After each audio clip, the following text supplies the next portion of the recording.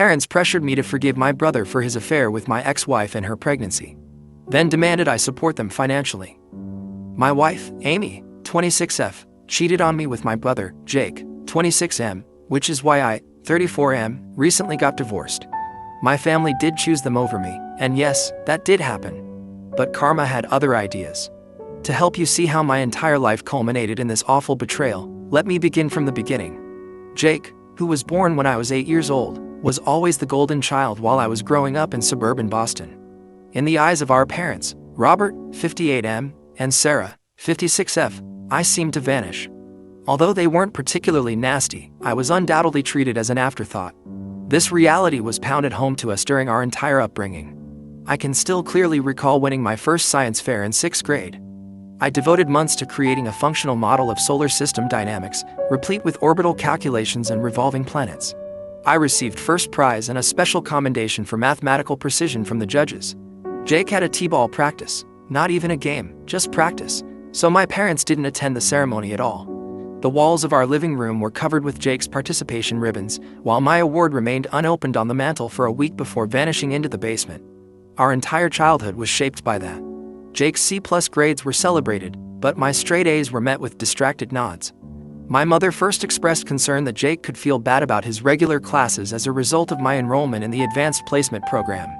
Jake received a new automobile for his 16th birthday to help build his confidence, according to Dad, whereas I had to start working part-time at 16 in order to earn money for college and buy my own clothes. Graduating from high school was very difficult. Instead of seeing me get my graduation and give my valedictorian address, my parents spent most of the ceremony photographing Jake playing in the stands when he was just 10 years old. Jake was whining about being bored, so they didn't hear me announce my MIT scholarship. A celebration dinner for Jake's early baseball season was transformed into a party. Because Jake seems a little down about all your achievements, Mom even encouraged me to tone down my presentation of my college intentions. I scarcely noticed that I had been accepted to MIT on a partial scholarship because Jake had recently made the junior baseball team. "That's nice, honey, but did you hear Jake might make a starting pitcher next season?" Mom said, I recall. I came to the realization that nothing I ever did would be sufficient at that point. I served as the practice child, the test subject for Jake, their actual parenting endeavor. With my scholarship, the money I saved from 3 part-time jobs, and the resolve to never look back, I set out for MIT at the age of 18. Jake had a summer league game the day I moved into my dorm, so my parents left early. They didn't even assist me with unpacking. Those were life-changing college years. I was evaluated entirely on my own merits for the first time. Upon discovering my aptitude for software architecture, I immersed myself in computer science and finished with honors. Several IT organizations were interested in my distributed systems optimization undergraduate thesis, and by the time I graduated I had received 5 job offers. A part of me still hoped that things may improve, so I picked a promising company in Boston. In part because it was near home. I was in charge of my own development team within 2 years, and by the 5th year, I was the youngest senior developer in the company's history. My folks were too busy assisting Jake with his 3rd college major change to really understand what I did for a job. 4 years ago at a tiny coffee shop close to my workplace, the real turning point in my life occurred. Amy and I met there. While completing her teaching degree, she was working as a barista. She somehow managed to recall each regular's order as well as a personal characteristic. She acknowledged that she had been writing encouraging notes on my coffee cups for weeks before she eventually consented to go out with me. I hadn't even noticed because I had been so focused on my task. 6 hours were spent on our first date. We discussed everything, including our families, anxieties, and dreams. She seems to genuinely get my family's problems. When I informed her about my early years, she responded, "They're blind. They have no idea what they were missing." I felt like I was being seen for the first time. The following year seemed unreal. We prepared extravagant meals together, spent weekends discovering Boston's hidden bookstores, and went trekking in New Hampshire. She pushed me to go for a big promotion at work, helped me get ready for the interviews, and celebrated my success more than anybody else. She shed joyful tears when I asked her to marry me after 14 months, saying she had been hoping I would. At the time, I believed our wedding was tiny and ideal. When my family arrived, they talked about Jake's new job opportunity in California for the whole of the reception. In order to show everyone a text message from Jake regarding his second interview, Mom actually cut short Amy's father's toast. In hindsight, I should have recognized it as a warning flag, but Amy dismissed it with a laugh, stating that she thought their commitment to Jake was sweet. Our marriage was everything I could have imagined for 3 years. We began discussing starting a family, acquired a lovely condo in Cambridge, and took trips when we could. Amy made our house feel like the cozy, caring home I never had as a child by decorating it with pictures of our travels and planting a little container garden on our balcony. We were a team, she constantly asserted. She would remark, us against the world. Then Jake got in touch last year. After failing to succeed in California due to the startup culture not being his vibe, he returned to Boston. He wrote me a lengthy email in which he expressed his longing for his older brother and his desire to mend our relationship after growing up. He wrote, families should stick together. After a week of contemplation, Amy urged me to give him a chance. People evolve, she stated. Perhaps they've come to terms with their losses. I decided to go out to supper with Jake against my better judgment. Although awkward, the first meeting showed promise. Jake seems to have grown up and become more self-aware. He stated he wanted to make atonement and acknowledged that he had had it easy as a child. A week later, I introduced him to Amy, and they clicked right away. Too well, as I would learn later. Everything appeared to be ideal at first. A couple of times a week, Jake would stop by for dinner. He seemed genuinely interested in my work, brought wine and entertained us with tales of his exploits in California. He even stood up for me when our parents began showing their customary partiality at Sunday dinners. In fact, I began to think that we might be biological brothers. Subtly, however, things began to change. Jake started unexpectedly visiting our home, sometimes while I was still at work. While she graded papers, Amy stated they were simply hanging out and that it was good to have company. He would remain for supper and use my coffee mug while chatting with my wife and making inside jokes. I chose to overlook the warning signs, which included their sudden silence when I walked into her room, Amy's phone abruptly turning to the side when I sat next to her, their knowing glances at dinner, and their coincidental meetings at the coffee shop or grocery store. The announcement of the pregnancy followed. We were eating dinner at home. Naturally, Jake was present when Amy broke the news. Although I was ecstatic, Jake's response ought to have told me everything. He was not in the least bit surprised. Rather, he smiled with a knowing satisfaction that made my stomach flip. Jake was there all the time after that. He would talk about how active he would be in our child's life, touch Amy's stomach without asking, and make remarks about the baby's future. Despite my efforts to organize a romantic baby moon trip, hubby inadvertently invited himself. He said, "The baby needs both of us," and Amy concurred. I still remember the night I found out. I had been lying awake, mentally reliving months of dubious events. Amy was on the nightstand charging her phone while she slept peacefully next to me. I had never once looked at her phone in our 6 years together. I was a believer in trust and privacy. But I had a need to know something. They had hundreds of communications dating back 6 months. While I was at work, we had secret meetings in hotels. Plans for their future together. Conversations about the infant, their infant. Soon after he returned to my life, they had begun sharing a bed. They had intended to tell me after the baby was born, assuming that I would be too attached to the child to leave, therefore the pregnancy wasn't an accident.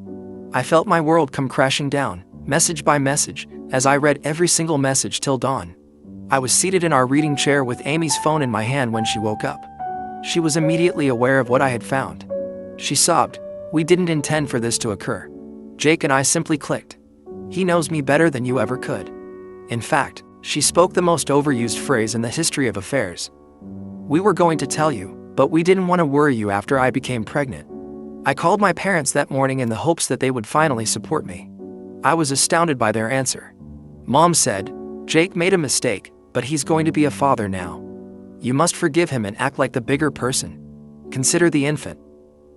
Consider the grandchild that was produced when their younger son was having an affair with the wife of their older son.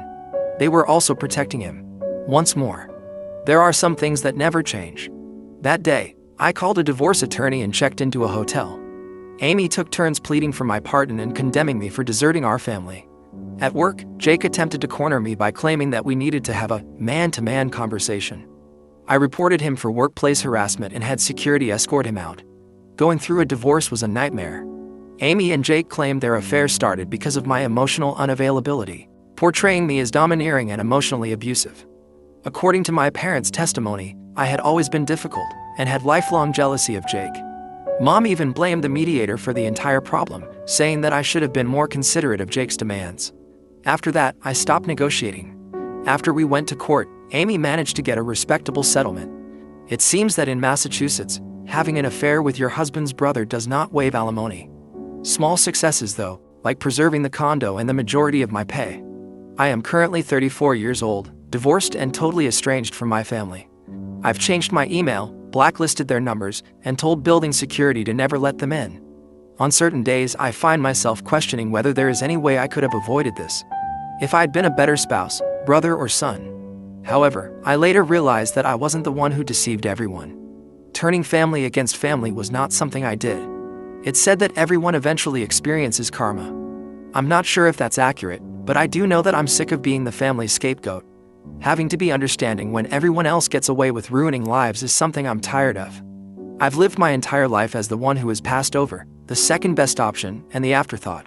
No more. However, just when I believed that things couldn't get much worse, they were about to get even more bizarre. Update 1. I assumed my family would finally leave me alone when I stopped communicating with them after the divorce. About a month has passed since everything happened, and I've been making an effort to concentrate on getting better and moving on. However, it seems that they had different ideas. When our office receptionist messaged me yesterday morning while I was in the middle of an important meeting with my development team, she said that my mother, Sarah, was in the lobby and insisted on seeing me. She reportedly spent more than an hour there, telling everyone she just needed to talk to her son. Since my team had seen Jake's prior incident at work, they could tell how uneasy I was. After ignoring her and carrying on with my job, my phone began to ring with calls from unidentified numbers. It seems that my mother had enlisted a number of family members to attempt to contact me. I thought it might be work-related when I finally answered one phone, but it was my Aunt Linda, 54F, with whom I hadn't spoken in years. Not even bothering to say hello, she began, "Your brother and Amy are really struggling. Jake still hasn't found a job, and the settlement money is running low. Well, no one wants to hire him after that. Jake's reputation appears to have been ruined by his affair with Amy, which somehow made its way into his professional network. After doing background checks, a number of prospective employers withdrew their offers. I couldn't help but notice the irony. For once, his actions had tangible repercussions. This is where it becomes ridiculous, though. In addition to purchasing groceries and paying their rent, my parents have also been paying for Amy's prenatal medical expenses. My father's retirement funds are being depleted and they are now in a panic as they run out of money themselves. Their remedy? They want me to provide financial assistance for the woman who deceived me and the brother who ruined my marriage. My mother didn't just show up at my office, she had a plan. She chose to ambush me at work since she knew I wouldn't return their calls. After threatening to stay until closing time, she launched into a prepared speech on forgiveness and family responsibilities when I eventually made my way down to the lobby to handle the problem. She easily forgot that I had to pay for my own college education when she remarked, "Your father and I have always provided for both our sons. It's time for you to take charge and support your brother during this difficult time." What I was hearing was unbelievable. A rough patch. My wife became pregnant after he had an affair with her, and he attempted to claim the child as his own. That is a purposeful set of decisions, not a tough stretch. She foolishly responded, "Well, if you had paid more attention to Amy's needs." Before I phoned security, I interrupted her and urged her to go. I loudly announced in the lobby that I was leaving my own brother and his unborn child behind before she left. Despite their support, a number of my co-workers found this to be humiliating. Jake sent me an email later that evening. In order to get around my blocks, he had made a new account. Half-hearted apologies and barely disguised requests for financial assistance were mixed together in the email. He wrote about the difficulties Amy was having with her pregnancy, something I was unaware of, how they were unable to pay for appropriate medical treatment, and how the stress was impacting my future nephew or niece. The attachment, a sonogram image, was what truly drew my attention, even though the manipulation techniques were clear. They were attacking me emotionally with their unborn child, the result of their affair. In an attempt to take a new tack, my father arrived at my apartment complex the following day and pretended to be there only to talk. I declined to let him in when the front desk called. Then, for 2 hours, he stood in the lobby telling everyone who would listen how his successful son was causing his brother's family to suffer. Since then, I've had to inform the management of my building of the circumstances and ask them to bar any of my family members from entering. I don't see any other choice, even though it's awkward to publicly discuss my private issues in this way. Additionally, the harassment has spread to social media. On Facebook, Amy has been making vague accusations against me, claiming that she was abandoned throughout her pregnancy by her emotionally unavailable husband. Adding his own remarks about how some people need to step up and take responsibility, Jake has been reposting these posts. He seems to be unaware of the irony of discussing responsibility while pleading for freebies. I find it infuriating how they have twisted this story. They portray me as the bad guy since I didn't provide for the folks who deceived me. They seem to believe that I have a duty to save them from their own mess, simply because I'm succeeding professionally. I've started keeping a record of everything, including emails, problems at work, and posts on social media. According to my lawyer, if they try anything legal, we could need it. She is especially worried that they would attempt to use the legal system to obtain more support. The worst thing? I've received messages from certain family friends and distant relatives encouraging me to put family first and be the bigger person. They don't seem to realize that Jake and Amy ruined my last remnant of a family. Even though I'm steadfast in my resolve to not assist them, the persistent harassment is wearing me down. To cope with all of this, I've been seeing a therapist, and I'm thinking of searching for a new job in a different place. Although I don't like the idea of fleeing, I'm at a loss on what to do to find serenity. My own family has descended to a level I never imagined, but here we are. They are not merely pleading for assistance, they are attempting to intimidate and coerce me into giving money to the same individuals who ruined my life. I get a feeling that this isn't over yet. Desperate people do desperate things, and they're growing desperate. Update 2. Suddenly, my former partner's attorney sent me a notice. Jake and Amy were trying to sue me for further support, citing increased medical needs and changed circumstances. My lawyer, who had been recording all of their harassment incidents, was enraged but ready. Last week was the scheduled court date. It was unreal to enter that courtroom. Amy was dressed to highlight her obvious pregnancy. Our parents sat directly behind them, looking smugly arrogant, while Jake sat behind her in our father's old suit. First up was their lawyer, who told a story that almost made me chuckle. They claimed that because they had undervalued the emotional toll of the divorce, the initial payment was insufficient. They said that my pattern of workplace harassment had prevented Jake from finding a job and even implied that the stress caused by my vindictive behavior was putting Amy's pregnancy in jeopardy because it allegedly required specialized care because of high-risk issues. The way my lawyer responded was heartbreaking. She started by playing surveillance tape from my office building, which included my mother's theatrical displays, Jake's violent conduct, and Amy's attempts to enter through the rear door. She then presented social media evidence, including a detailed chronology of their campaign of online abuse. Their financial records were the true surprise. Jake had rejected multiple jobs as being beneath him, not because he was having trouble finding employment as a result of my pestering.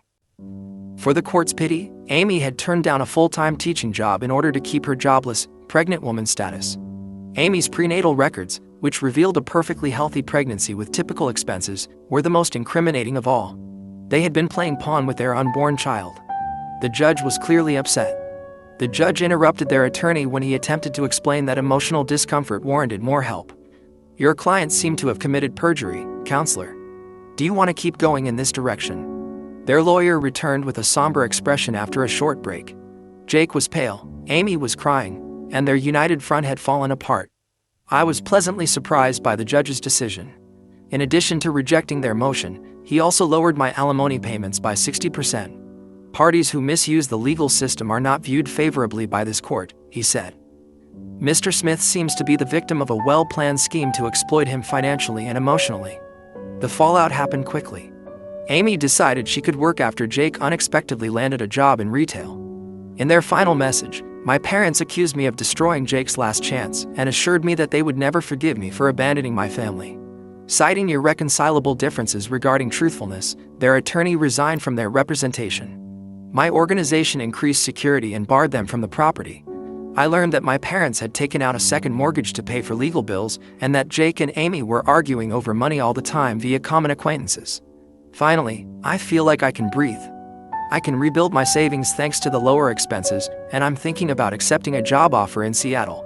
Letting someone suffer the repercussions of their actions is sometimes the finest form of retaliation. However, I have a feeling that this story is far from over. Update 3. I want to start by thanking this community. I have remained strong during this entire fiasco thanks to your support and remarks. Here is what may be my story's last update. Aunt Linda, the sister of my father, unexpectedly contacted me a few weeks after the court triumph. I was interested enough to listen to her because she has never been involved in family conflict. A huge error. Trying to seem worried, she began, "Your father isn't getting any younger. His health is suffering as a result of all this stress." She continued by talking about how my parents would lose their retirement funds, how they had to refinance their home to pay for Jake and Amy's expenditures, and how families should stick together no matter what. She changed strategies when I didn't react with pity right away. Did you realize that every night your mother sobs herself to sleep? Even though they may have acted inappropriately against you as a child, they are still your parents. Jake remains your brother despite everything that has transpired. At last, I cut her off. What took place? Are you referring to the months he spent having sex with my wife, getting her pregnant, and then attempting to claim the child as his own? That's what took place? I was astounded by her response. Well, perhaps you could have been more involved in your marriage. In fact, she attempted to place the blame for their affair on me, claiming that my jealousy of Jake as a child had produced a toxic environment that pushed them together. It was so ridiculous I laughed, really laughed. Another member of the family was attempting to deceive me into taking accountability for Jake and Amy's behavior. What's different this time? It didn't move me at all. Linda, I asked, why don't you assist them if you're so worried about their financial status? Your husband's legal practice is doing well, and you possess 3 rental properties. Why am I the only one who is supposed to stand by them? That was different, she sputtered, adding that I had a special obligation as Jake's brother. She said she didn't want to take sides when I asked her why she hadn't stepped in during all of this. But now you're picking sides, I said. You decided to come to me and demand that I pay for their consequences rather than admit the harm they caused. She then revealed what she believed to be her secret weapon. Your father is thinking of retiring early because of stress. The house may need to be sold. Is seeing your folks lose everything because you're too proud to assist what you want? I said, no, Linda. They're losing everything as a result of their decision to condone Jake's actions once more. They, like Jake and Amy, are paying the price for their own decisions. And what do you know? I'm not responsible for fixing that. When I'm older and alone, family is all we have in the end, she emphasized, threatening that I will regret this. No, I replied. Self-respect is all we have in the end, and I'm finally choosing to keep mine. In addition to blocking her number, I hung up. Her call, however, had the unanticipated benefit of providing me with clarity. I felt truly free for the first time from the obligation and guilt that had plagued me since I was a young child. I accepted the Seattle job offer later that day. The change of location feels appropriate, and the firm is providing a substantial promotion. I'm starting over and selling the condo. Yesterday, my coworkers threw me a farewell party. I learned what true support looks like from these individuals who supported me during the darkest months of my life. With the straightforward statement, your worth isn't determined by those who couldn't see it, my closest colleague gave me a card that was signed by everyone. I've discovered that family is about mutual support, respect, and trust rather than blood. The friends who supported me, the co-workers who shielded me, and ultimately, myself, proved to be my true family. I'm done. To my parents, Jake, Amy, and now Linda. Your decisions brought you to this point, and you are responsible for the results. I'm not available to be your ATM or your scapegoat anymore. For my part, I'm excited for my new life in Seattle. I'm thrilled about the initiatives that await me at my company's renowned West Coast location. More significantly, I can't wait to create a life in which I'm respected for who I am rather than compared to someone else's golden child. Writing my last post from an empty condo, surrounded by stacked boxes, seems oddly appropriate. I start driving west tomorrow. I'll be looking back on my past life, with all of its suffering and familial strife. Yes, their baby was born last week, in case you were wondering. No, I haven't contacted anyone or seen any pictures. I've closed that chapter of my life. Again, I want to thank Reddit for supporting me over this trip.